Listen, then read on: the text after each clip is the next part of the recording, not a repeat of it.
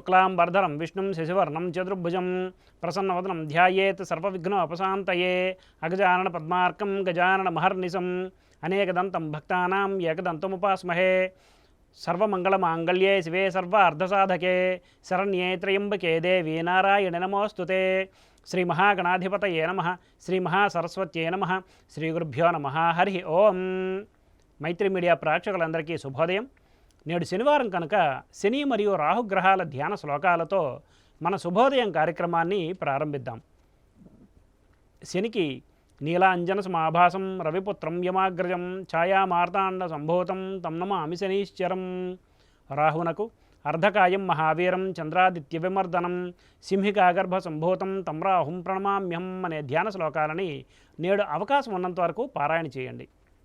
ఆంగ్ల తేదీ ప్రకారం తేదీ 4/5/2024 శనివారం, శ్రీ క్రోధినామ సంవత్సరం, ఉత్తరాయణం, వసంత ఋతువు, చైత్రమాసం, బహుళపక్షం, నందతిథి అయిన ఏకాదశి రాత్రి 6:05 వరకు ఉన్నది పిమ్మట ద్వాదశి.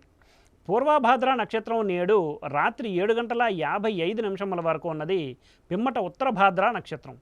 నేడు వర్జ్యం ఉదయం 8:48 నుండి 10:17 వరకు, మరలా వర్జ్యం రాత్రి 1:56 నుండి 3:25 వరకు ఉన్నది. దుర్ముహూర్తం సూర్యోదయం నుండి 7:13 వరకు ఉన్నది. నేటి సూర్యోదయం 5:31 కాగా సూర్యాస్తమయం సాయంత్రం 6:14. నేడు శనివారం కనుక తూర్పు దిశగా ముఖ్యమైన ప్రయాణాలు అనుకూలం కాదు, మరియు దక్షిణ దిశగా చేసే ప్రయాణాలు అర్ధలాభాన్ని చేకూర్చుతాయి. నేటి శుభ సమయాన్ని పరిశీలిస్తే పగలు 10:20 నుండి 11 వరకు మంచిది, మరలా సాయంత్రం 6 నుండి 7 వరకు మంచిది. వర్జ్య దుర్ముహూర్త సమయాలలో ఏ విధమైన శుభాశుభ కార్యక్రమాలు చేయుట అనుకూలం కాదు.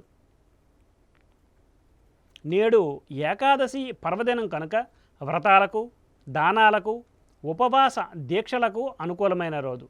మరియు నేడు పశ్చాదస్తమిత గురుమౌఢ్య ప్రారంభం అగును. నేటి నుండి డొల్లు కర్తరి అనగా వాస్తు కర్తరి ప్రారంభం కనుక ఇంటికి సంబంధించిన కలప, రాయి సంబంధించిన పనులను, గృహారంభ ప్రవేశములు మొదలైన కార్యములు చేయరాదు. అదేవిధంగా గురుమౌఢ్యం ప్రారంభమవుతోంది కనుక వివాహాది శుభకార్యాలు చేయుట శాస్త్రసమ్మతం కాదు. స్వస్తి. సర్వం శ్రీకృష్ణార్పణమస్తు.